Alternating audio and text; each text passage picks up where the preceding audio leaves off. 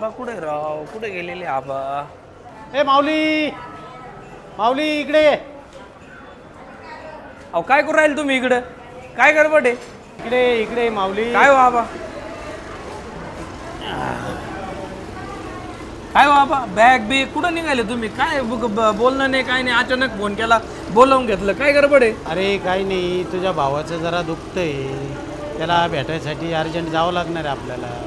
अहो काय भावाचं दुखत, त्यांनी तुम्हाला घराच्या बाहेर काढलं त्यावेळेस नाही तुम्हाला आठवलं का? आता त्यांनी फोन केला म्हणे ओढसक दुखत, लगेच त्याच्या मागं तिकडं पळायचं. तुम्हाला हेच कळत नाही, लहान आणि मोठ्यामध्ये फरक तुम्हाला हाच कळाला नाही. काय गरज आहे आता लगेच?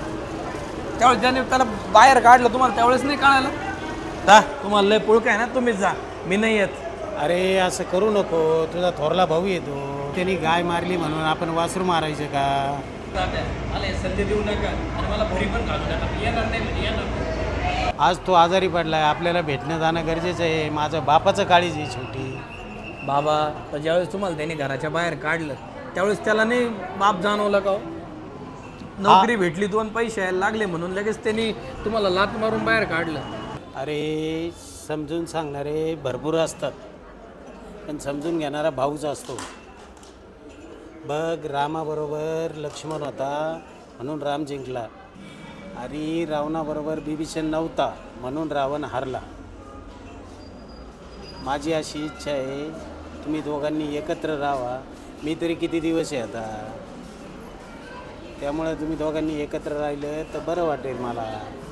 हे बघ, तुम्ही दोघी भावांनी एकत्र राहावं, गुण्यागोविंदाने राहावं, अशी माझी शेवटची इच्छा आहे.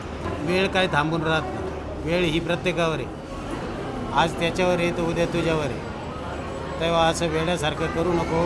चल आपण जाऊन भेटून येऊया. आबा खरंच कसं हो बापाचं काळीच, एवढा त्रास देऊ नये तुम्ही त्याला भेटायला जायचं म्हणता. शेवटी बाप तो बापच असतो.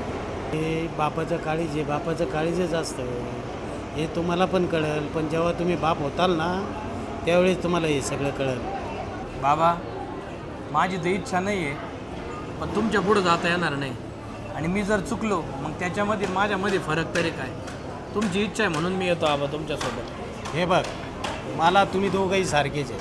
तू कितीही काही म्हटला, कितीही काही झालं तर माझ्या दोघांवरही तेवढंच प्रेम राहणार, त्याच्यात काही तीळ मात्र कमी होणार नाही. तेव्हा माझी इच्छा आहे आपण त्याला जाऊन भेटून येऊ.